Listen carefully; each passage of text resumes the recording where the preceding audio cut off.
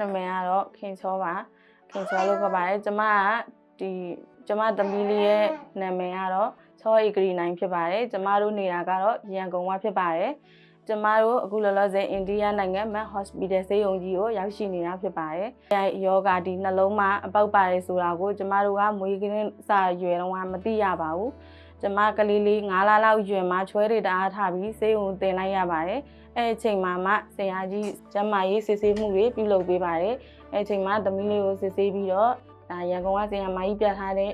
အခုနှလုံးအခုရိုက်ထားတာတွေကိုကြည့်ပြီးတော့ဒီကလေးလေးကနောက်ထပ်6ပတ်အတွင်းမှာsurgery လုပ်ဖို့လိုအပ်တယ်လို့ဆရာကြီး KS တကပြောပါတယ်။အဲဒါကြောင့်မလို့ကျမတို့တွေအကုန်လုံးအားချင်းပြင်ဆင်မှုမိသားစုတွေနဲ့တိုင်ပင်ပြီး Mass Hospital ဆေးရုံ KS တကဆရာကြီး KS တကတို့ရှိတဲ့ဒီအိန္ဒိယ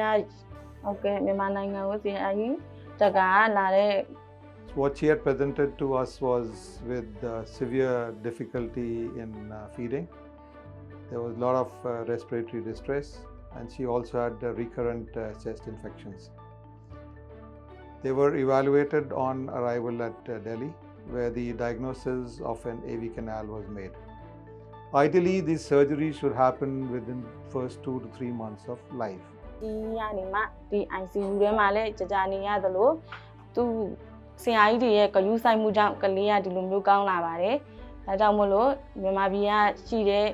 နှလုံးရောဂါတဲ့ကလေးလေးတွေအားလုံးအတွက်စိတ်တမကြဘဲနဲ့ဒီ Mass Hospital ရဲ့ဆေးရုံကြီးမှာဆရာကြီး KS တကာနဲ့အဖွဲ့ရှိတယ်ဆိုတာကိုပြောချင်ပါတယ်။ After a long stay, she responded well to these medications and recovered with time.